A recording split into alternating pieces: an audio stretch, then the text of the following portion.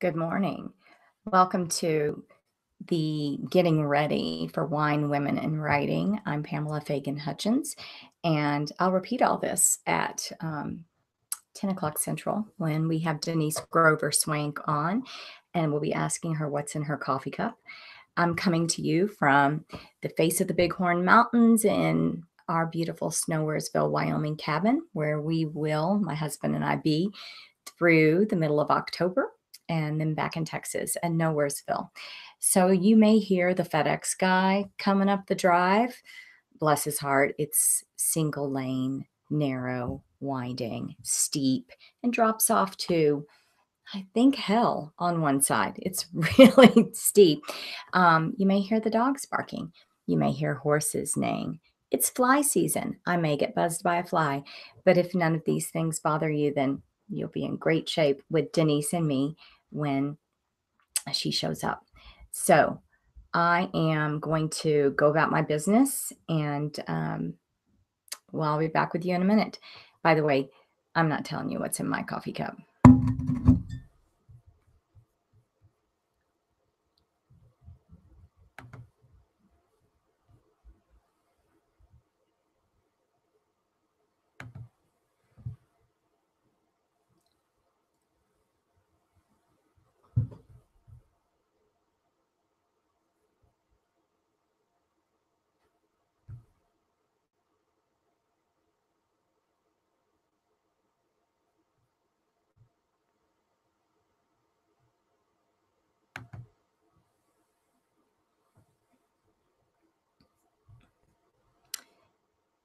Somebody's watching me.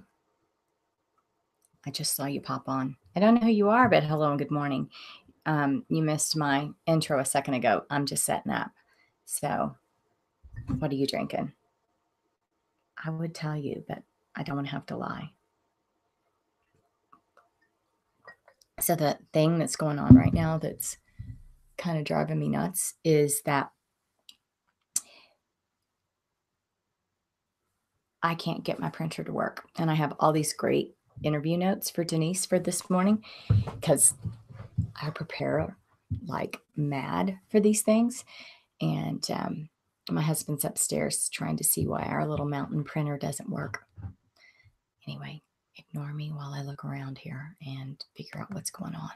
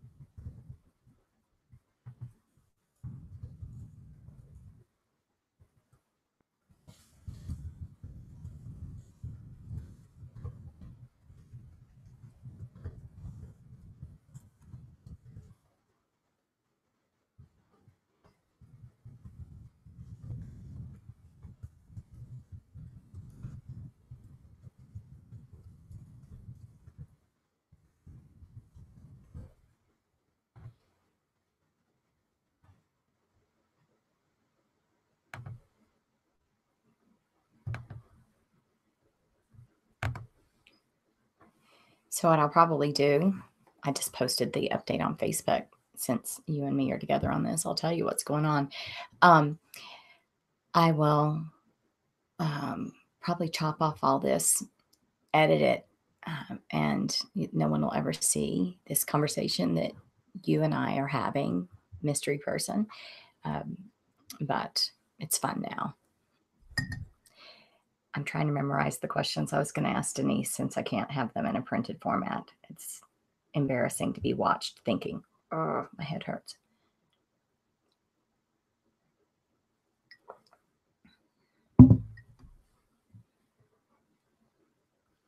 I have an idea, since it's just you and me. Do you want to see the brand new curtains and curtain tiebacks and crown molding that we put in this week while my husband was on vacation? Eric, the hot husband? Okay, you're going to get to see. I think this will work. See the little antler tieback and the blackout curtain? Look up, up. We put in crown molding because this room used to be a part of the basement that was never intended to be lived in, occupied. So it was basically just a bunch of yuck, but we like it down here. It's warmer in the winter and cooler in the summer. So we beautified it. Okay. 8 minutes, and you're sticking with me. I keep thinking you're going to drop off because this is like hideous to see me basically talk to myself. Which angle do you like best? I wish you could tell me. I think we're going to go. I think we're going with that. But I don't like my head. What do you think? There. Now I'm covering up the CO2 monitor with my head. When you have an off-the-grid house, then you've got all of the equipment right outside this room that's heats it in the winter through a boiler. You tend to be careful about things like noxious gases.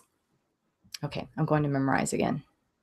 In case I forget, we're going to talk about what she has next and what she's working on, the inception of this particular series and protagonist, the inspiration for this book in particular, Summer, that's the lead protagonist in Blazing Summer, the sassy female backup characters, the slutty painter, the different genres she writes in, her favorites, including her favorite child, whether her kids read her books, are they writers, real life in her books, real life in her characters, real life in her series, her real life, summer, kids in school. She's a friend to indie writers. How'd that get started? What kind of schedule does she keep? And where does she write to be this prolific? And if we have time, what are we reading now? Okay. Surely I'll remember that.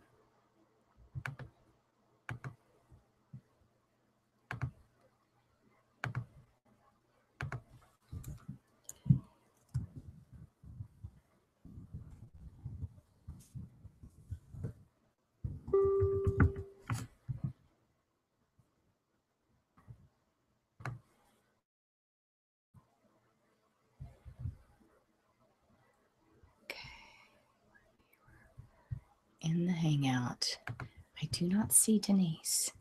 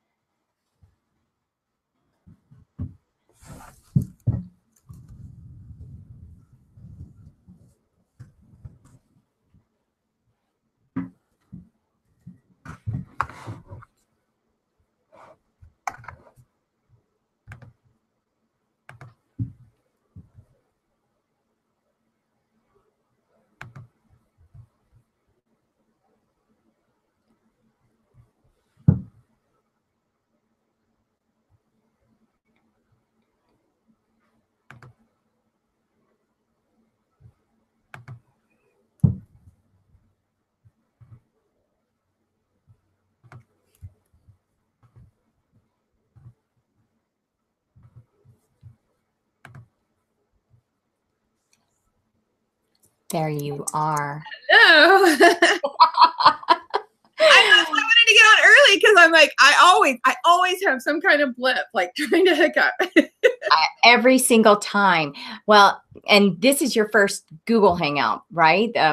It's been a while. Like I've done them before, but it's been a couple of years. So yeah, I'm sure. And things seem to have changed a little bit too since then. So it's wacky, and it does this whoever makes a noise is on screen thing. Like pops up. So yeah.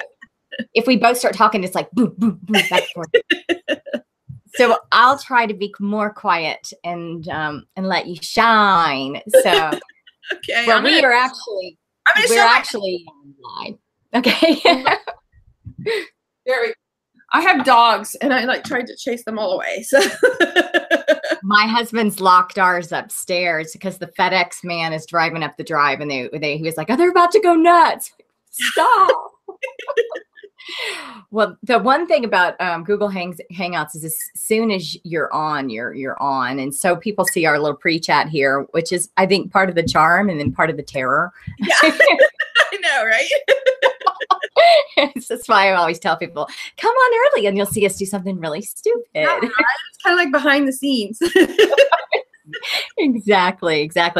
Well, we'll go about 25 to 30 minutes so that people aren't bored, and they'll stay for the whole thing. They tend to drop off. Damn them. Any trouble you have, let me know. Everybody will be watching us have trouble together. We actually have someone that's been watching ever since I logged on. I've been talking to them like, who are you? What are you doing? Awesome. You want a tour of my bedroom?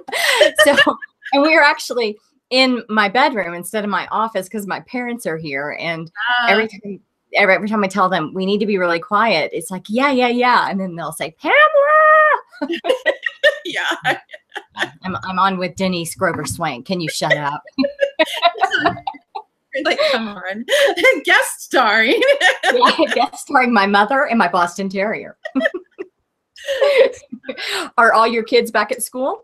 Yes, thank goodness. Except they're in a harder school right now. I moved schools, and so they have a lot more homework that they need help with. So now my nights are filled with homework help. So oh, and I have one daughter I'm homeschooling, and I've changed her curriculum, so that's taking more of my time. But she's doing it. But yeah, it's like, wait, y'all, I have to work. Like I actually like have a real job, like I'm supposed to do. And it's not, believe it or not, it's not your education.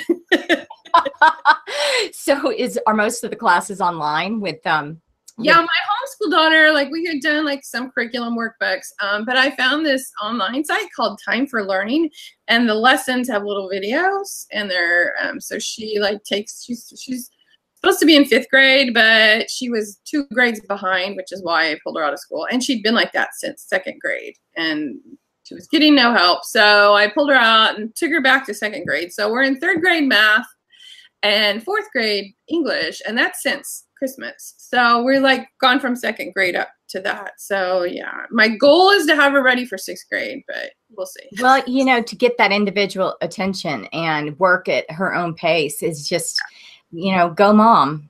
You're pretty awesome. I want to pull my hair out. That's what it is. I'm like, why did I do this? I have a son that he's 20. How old are my kids? Let's see. He's 22 now, or 23. Excuse me. I knew I was going to get it wrong. And he has ADHD and Asperger's. And there was so many times I thought, should I be homeschooling? And then I'd think, I'm not a good enough person. I know. I'm like, I need my time back. It's hard. And then when my other kids were starting school again, I was like, back in my brain, I was like, is there any way I could put her back in a school somewhere? Like, is there any school I can put or could I hire another me? I could homeschool her, and I could also be me, but there'd be 2 me. Yeah, right? Exactly. Oh, I'm happy for you that you're doing something you'll never regret, and I feel for you too. That's hard stuff. I know. I come more a year and then I'm back. So yeah, we can do this. We can do anything for a year, right? You have 6 kids? Yes. The older 3 are gone, like raised, and I have 2 older boys, and then I have a daughter in college. So yeah. Awesome. We've got 5, and so you know, again, you've nosed ahead of me here, Denise. But all of ours are out. Yeah. Drive for the finish line and a little further. Everybody said you're going to be so sad when your nest is empty. I'm like, I really miss them. Yeah, they're awesome. They're all off at school and get married and things like that. Yeah. Well, and you know, my kids all live around, and my older son that's like he lives in his own house. Like I see him like twice a week, and so it's not like he's gone. Wow. So yeah. That's awesome. That's awesome. They're so close. We've got them spread everywhere from Florida to Missouri to, you know, you name it. And it's crazy. We're at Missouri. Yeah. But St. Louis. Okay, because I'm in the Kansas City area. So yeah. Yeah, I saw that. And she enjoys St. Louis a lot. She and her new husband. So we've been to visit a couple of times. It's lovely. Oh, that's great. I've only been to Kansas City once for a book event, just one time. Overland Park, maybe? Yes. Is that on the Kansas side. Yeah. Everybody associates Kansas City with Kansas, but it's really mostly Missouri. And then there's the Kansas is growing. Kansas is the affluent side now. People in the people on Missouri side talk about the people in Johnson County that's in Kansas, and they think they're all that. We don't have enough income, like median income, to have like a pottery barn or, you know, even like a Trader Joe's. They're all over in the Kansas side. Oh, that's funny. Well, I'm going to go ahead and introduce this show. You know, I'll probably include all of this, and people even get to see me saying, I'll probably include all this, and they'll be like, yeah, lady, you're talking, and I know you are. But the official welcome, in case people are like, these are 2, you know, nice looking mom types are talking about their kids. Yeehaw. Right? So this is Wine Women in Writing. I'm Pamela Fagan Hutchins, and this is an author-to-author show where we talk about primarily female characterization and the authentic, complex females that make kick-ass fiction and the real-life experiences that they're based on. And we do it all with no FCC rules. So a little profanity, a little oversharing, a whatever we want in our coffee cups or gets us through the day. I didn't get my Baileys or whatever. I need caffeine. If I had anything alcoholic, I'd be like nodding off in this. So. It takes me half a drink before I get really silly. So just coffee today. Well, today we have a really special treat. One of my favorite authors, Denise Grover Swank. She's like, you know, queen of every genre. But I know you best, Denise, for the mysteries that you write. So welcome to the show. We're going to talk about your blazing summers today. Yeah, Summer Butler. She's a fun character. So with all of the great series that you've written, and we'll talk about all the genres in a minute, but in this particular genre of mystery, all the great series, what's the inception of Darling Investigations? What led you to this character in these stories? Well, I knew I needed, I always try to have multiple series going at the same time. And so I had wrapped up my Magnolia Steel series. So I was looking at writing, well, I was in the process of that. So I was looking at writing another series and approached Montlake and asked them if they were interested in books from me. So they were like, yes. And so my own indie developmental editor and I came up with a concept for Darling Investigations together. Well, actually, we had agreed to have a phone call, so she was going to help me brainstorm, and we were both supposed to come to the phone call with ideas. So I'm like, Angela, what ideas? I said, I have no ideas right now. I've been at BEA and I'd been at ALA in Orlando because I had a YA romance come out. So Blink had sent me there, and I was like totally like, I had my kids with me and I'm talking to people all day. So I hadn't like creativity was done. So I'm like, I have no ideas. What do you have? She goes, how about a reality TV show about a PI as, you know, a reality TV show about private investigator. So I'm like, oh, okay. And she goes, I kind of like that. And she goes, and I said, what's your second idea? She goes, the same concept, but the private investigator is like an old teen has-been star who can't get a break, and this is her last shot at Hollywood. So I'm like, oh my God, I like it. So that's where that came from. Well, it's a super, well, I'm so glad that she came with ideas that day. Right. Like, yeah, I can send her a book that I know is in trouble, and even like halfway done, I'm like, help. Everybody needs that person. Every writer needs that person.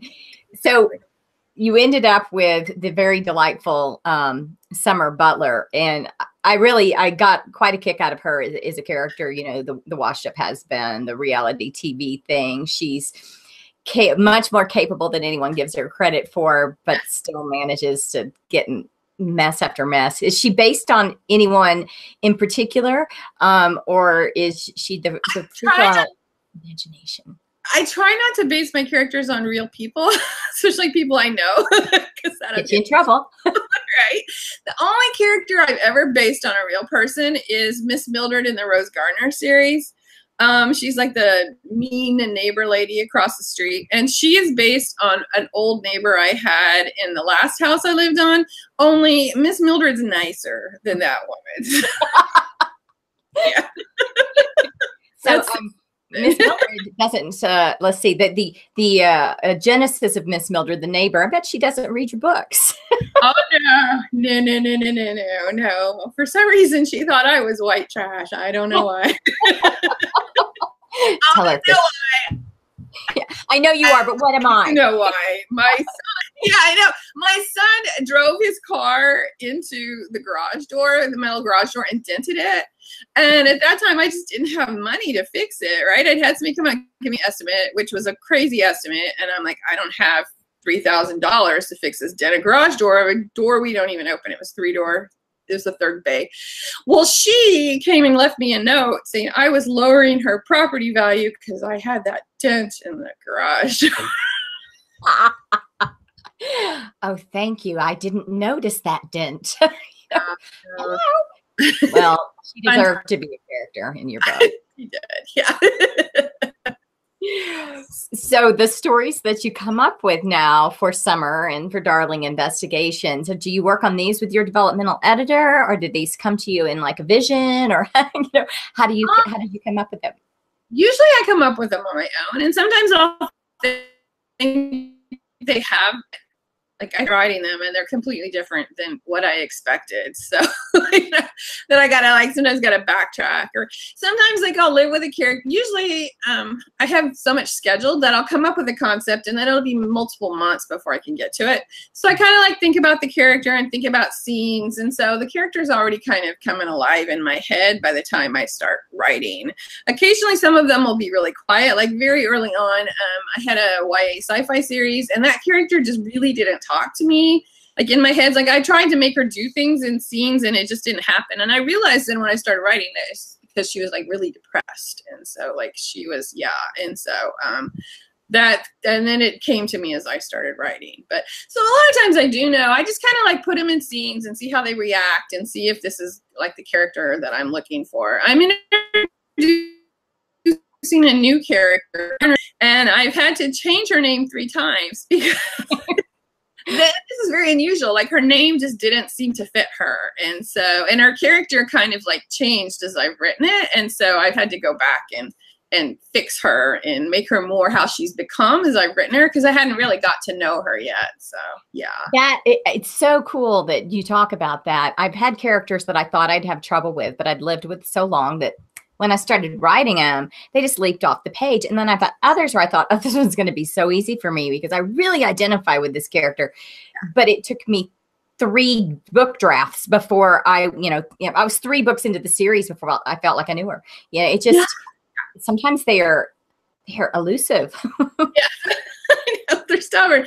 And people who are not writers don't get it and think we're completely insane when we talk like this. Like my children think I'm completely nuts. They're used. And who's to say? I mean, mine do too. Maybe they're right. I'm not going to argue the point. They know us best, right?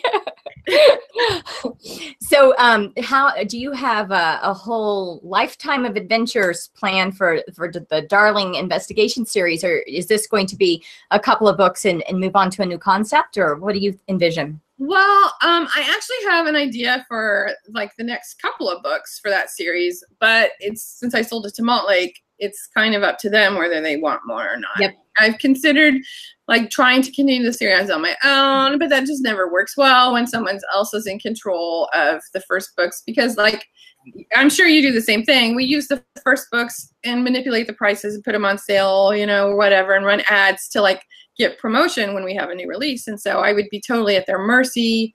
And, you know, there's no guarantee that they're going to help with that. So, you know, there's always a chance they'll come and ask for more, but the book's been out since June, so I don't think that they're going to ask for more. So, which makes me sad. Yeah. Yeah, she's a lot of fun. Although I'm going to tell you, my favorite character in that book is the slutty painter. Okay, so if you guys haven't read it, there's this woman in this book, and I'm not going to give away plot stuff, but she appears pretty early, and she lives in a trailer, and she anatomically correctly paints men that are in this small town that they live in. Full frontal. Yeah, you know? She goes in there and sees her cousin's picture, her ex-boyfriend's picture. And they're all swearing she's never seen them, of course. Exactly. Yeah. The mayor's etched on a glass, like on a, yeah. It's so funny. That was actually my editor's idea. When they the first round, she's like, why does she drink? And so I'm like, oh, I'm going to put the mayor on there. Go bigger, go bigger.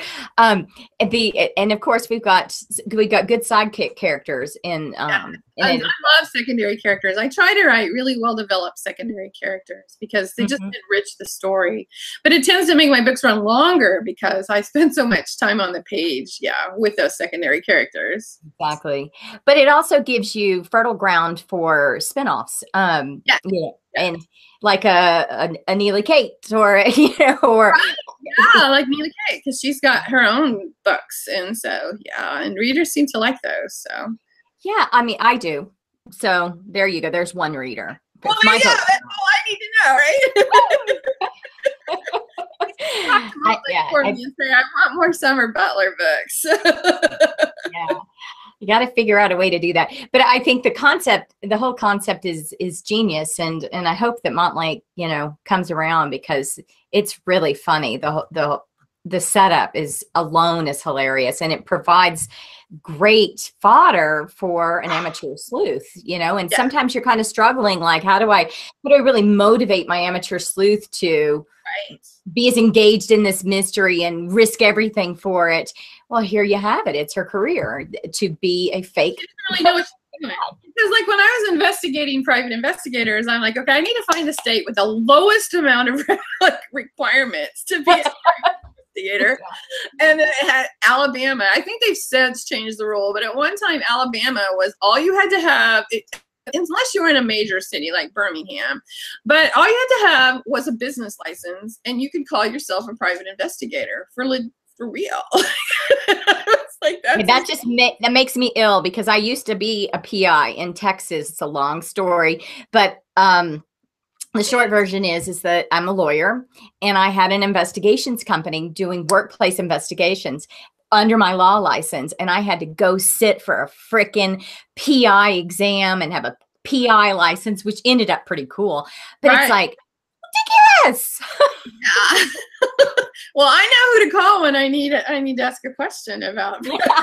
I passed that test a long time ago, and I've had a lot of things in mugs since then. I'm not sure. You know, I don't know a whole lot about police procedure. Like, I know the basics, and I know I should learn. And I'm actually taking a criminology class at my local community college this semester to help learn some things. Yeah.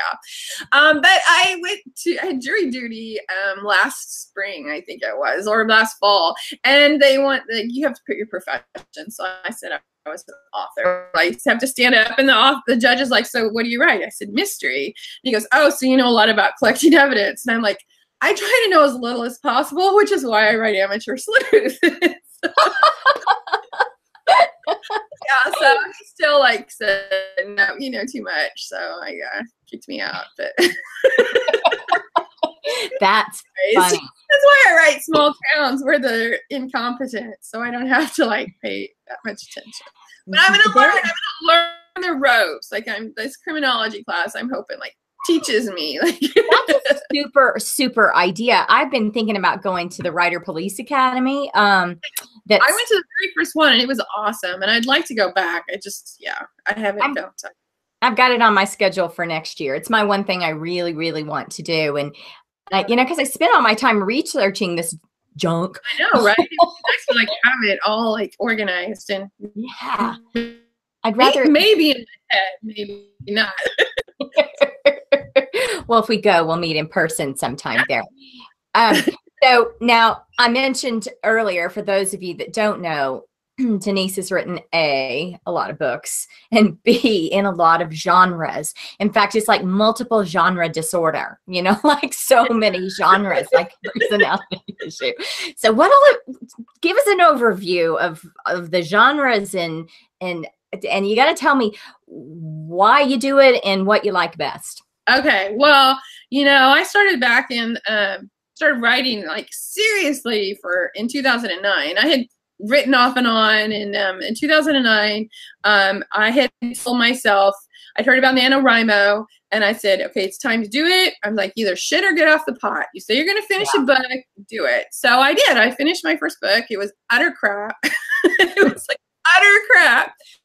But I finished a book. And so I thought about revising it. In the meantime, I got another idea, and that was romantic suspense. And then I got another idea for urban fantasy. And so I'm like, okay, I'm going to write this one. And so I wrote it, and I queried it, and that paranormal, nobody's buying paranormal in 2010.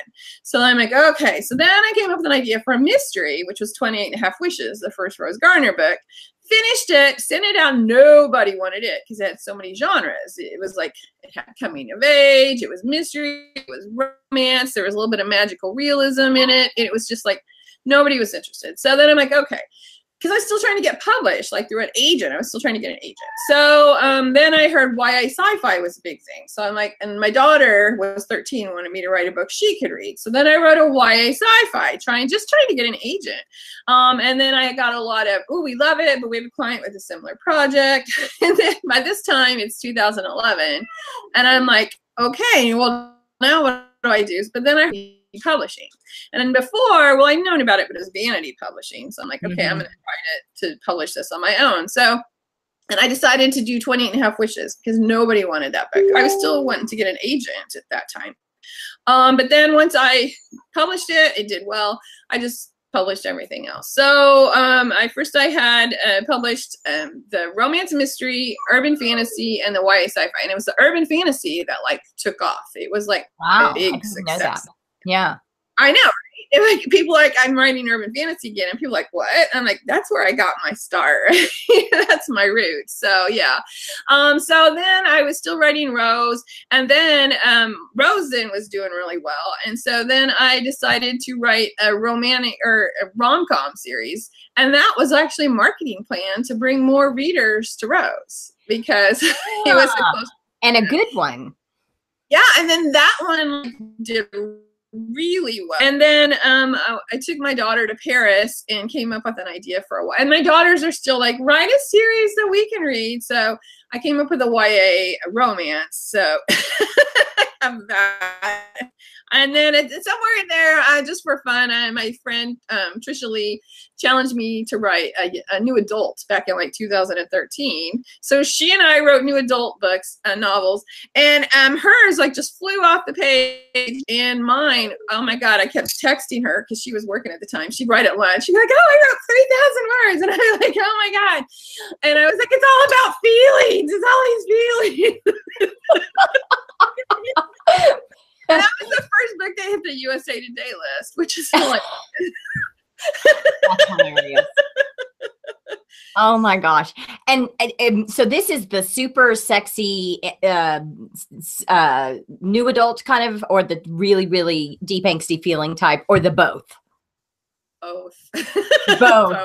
It's hard from both directions. They were doing well, and that's why I kept going, oh my God, it's all about the feelings, because it was like really angsty and stuff. But I mean, I'm kind of like that sometimes when I'm in a book. Like, I'm sure you are. There's parts of it when you're like, oh my God, I hate this book. Like, why did I think this was a good idea? And then when you finish revising it, you're like, oh, that's not so bad, right? Yeah. That's the way Aftermath was. I was like in the middle of it because I'm used to a mystery and I'm used to, something carrying the plot other than just you romance. feel like you're not, you feel like it's like, where's the plot? Yes. So I did throw, and I can't help myself. I usually end up throwing some little bit of a mystery in these things. I did that with The Substitute. I just couldn't help it. I felt like whatever I need to carry the plot through. So yeah. So next you're going to be writing like steampunk horror poetry. I mean, what's your next genre? Well, my advice to new writers is to not do what I did. I do think it's a good idea to have two genres because, one is doing really well, the other might not be selling really well, and so I think it's good. But it's harder now than it was back in the day. Like, you could do it under both names, and I just recently split my urban fantasy off to DG Swank, so there'd be a little bit more separation. So yeah,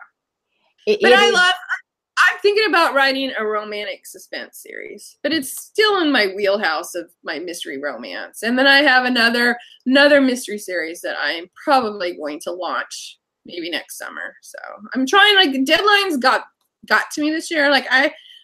I totally screwed up a bunch of deadlines this year just because you know how it is. I used to think writing 2 books a year was a lot, right? Yeah. And now I think I've written 5 this year. That's, your brain just at some point says, no, we need a break. So I'm trying not to put deadlines on things. I'm just like, okay, this is what I have planned. And I'm not giving it. I used to give dates. I used to have hard dates. And now I'm like, I had to cancel a book because I couldn't get it done. And I'm like, okay, I'm just going to give hard dates on my Rose Garner series. And the rest for right now, it's just going to be, I hope to have it. And I'm not even doing that. Not even telling when. Yeah. Because right now, I have a deadline, or I see something with a deadline and it's like my brain just locks up. And oh my God, I can't handle that right now.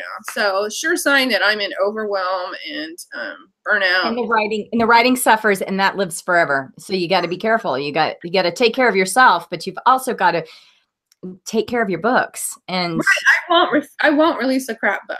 So I knew this one book was not going to be ready in time for release, and I canceled it because I'm not. That's brave. Really good for you. Yeah. So, and my readers have understood. So they've been very supportive. I was worried they'd be upset, but they've been very supportive. So you're working on, what are you working on now? What's next? Right now I'm writing the next Rose Garner book. So, and that's been fun. Pardon? What's your favorite thing to write? Well, it's usually when I'm not writing.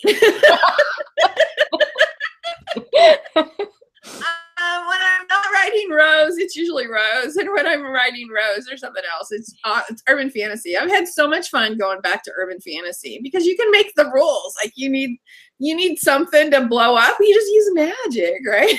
You don't have to take a criminology class. I know, right? Yeah, so it's been fun, and it's funny too because I used to be the biggest scaredy cat of everything, and so I'm writing about demons, and then I'm seeing, but it's it's not real in my head. I'm just talking about reading my Piper Lancaster series, which has got demons, and they're talking about how they're reading it in bed and they're scared to get up and go to the bathroom, and I'm like, Yeah. Wow, I did that. You're like, you realize they're not real, right? Just we're up here. I know, but you know, at the same time, like I watch and read that stuff and it scares me, but it's my own. So I'm like, yeah, because I have the power to like make them do what I want. So it's like Stephen King's It. The scariest thing is different to every single person, you know, and that it just, you can get really creepy when you hit right where somebody's got their fears. Yes. Yeah, exactly. Exactly. So you're working on Rose right now. What's coming out next? What's your next release? So that will be Rose, which is in November. And so, and then after that, I'm going to write the next Piper Lancaster, which is my urban fantasy. And so now, I've given a release to, and to your kids don't read your Rose stuff. They read all your like YA and your urban fantasy and things like that. Yes, and I'm in the process of co-writing. So I have a follow-up book to One Pair of Summer, my YA romance, because my 15-year-old daughter fell in love with a secondary guy character in One Pair of Summer. So I told her I'd write a book for that. And I pitched the book to Blink, and they actually wanted it, but in negotiations for the contract, it just kind of fell through.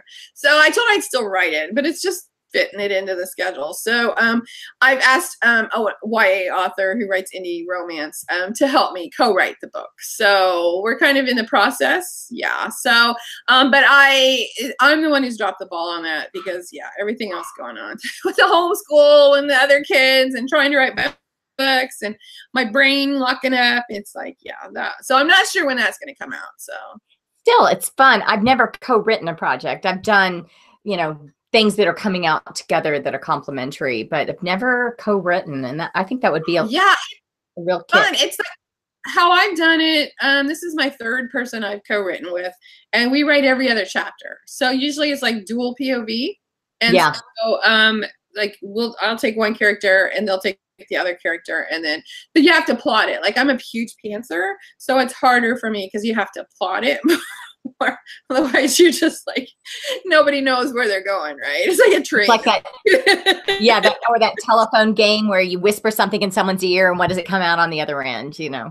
So like usually we like write a chapter and then toss it back to the other person and then back and forth. And then lots of cleanup because you have to like look through what the other person's written and make sure you're saying the same thing, like the same set or whatever that they've used. So sometimes it's a lot of fun, sometimes it's a lot of work. But yeah, I'll have to try it someday, but you haven't talked me into it yet with that whole there's a lot of cleanup.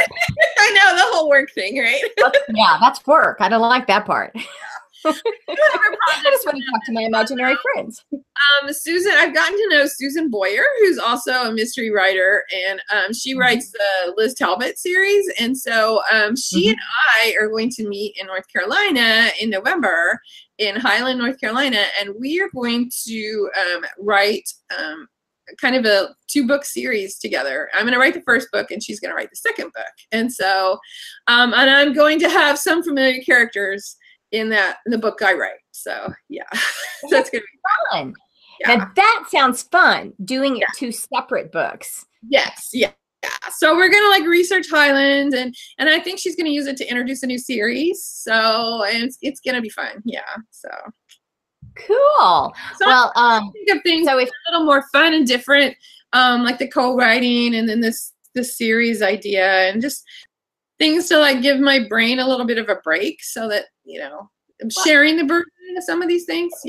Vary it up a little bit, because how many books have you written it's you've been on an insane pace, it looks like to me. I don't know. I was counting and I lost count. I don't count that high. So I think over 50. But then I have like novellas and short stories, and so your brain may explode. It's tired.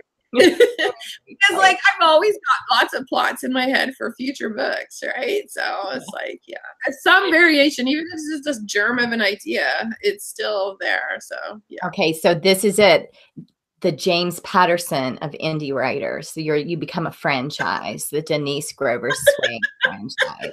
There you go. I just need to get a lot of co-authors, and then Yeah, exactly. Exactly. Okay. So, it's not hard to find out more about Denise, guys. If you Google her, boom, you're at her website. Boom, you're at her on Amazon page or BookBub page or Goodreads page. So go out. She's got a reading list. If you haven't started on her books yet, you can dive in at the point that looks most enticing to you. Or, God bless you, start at the beginning and run the table with all 50. For just about everyone. She sure as heck does. And she's funny. And I do love about your books that they're multi-genre, by the way. I absolutely reject the idea that people don't, I mean, you're living proof, but that they don't embrace multi-genre books. It may be harder to sell to a traditional publisher, but people out there are reading them. And I think that's great. So, well, anything else we haven't chatted about that you were dying to talk about this morning, Denise? I don't think so. I don't I think we've covered it all. I literally came into okay, let's see what happens. So I think those are the best ones. I don't come with I want an agenda. Like, I'm just gonna chat. So I love it that way. And so you guys check Denise's most recent release out, Blazing Summer, but all her books and $1.99 right now. The first Deadly Summer and Blazing Summer are both $1.99 US. So US, yes. US. Okay, so awesome. For $4, you can have 2 days worth of entertainment, and that is priceless. That's right. It's less than a cup of coffee at Starbucks, right? Absolutely. In fact, you'd save so much money, you could go read at Starbucks and still have that cup of coffee if that's what turns you on. So you can ice latte and your pumpkin scone and I'm sorry. Anybody that's watching that likes the pumpkin spice latte person. I'm not either. I'm not either. In fact, the one I've been drinking is pure black coffee. But Denise, this has been a ton of fun. You're every bit as delightful as I'd heard you were, or are, not were, you're still with us, are. I was up until the pumpkin spice debacle. And I'd be shot by writers everywhere if I didn't mention Denise is a wonderful friend to writers, and that she's devoted a lot of your time and energy to helping other people, and I really appreciate it, and I know everybody else does too. No, thank you. Thank you. So you've made a difference. And so for this episode of Wine, Women, and Writing, we're going to cut it off. But I do have to mention, otherwise I'll get kicked off of the air and the Authors on the Air Global Network, that this is a copyrighted production of Authors on the Air Global Network, solely owned thereby. And I'll be back in 2 weeks with Jill Shelvis. And be sure and catch the last few episodes. By the way, Denise, this has been my big mystery month. I don't always do mysteries, but I've had Robert Dugoni, Craig Johnson, and you on in the last 4 weeks. And I looked at it this morning and I'm like, we are well represented in the top 100 mystery writers on Amazon right now. That's awesome. That's awesome. So, it's very awesome. But we're switching genres and we'll move to a more romantical with Jill Shelvis. So until then, but you know what? Whatever gets you over there too. I have my romantic comedy book, so you're my segue point. You're my you into her, right? Yeah, you're welcome. I kind of don't want to get off the phone. We're going to extend this to all day. I'm just kidding. Yeah, but I'm sorry. I keep talking. I'll be quiet. I know. It's like, but we have to write after this, so let's just keep But I do appreciate everybody out there. And Denise, you keep kicking ass and writing those books. And I promise we'll keep reading them. Okay. Thank you. All right. You take care. Okay. You too.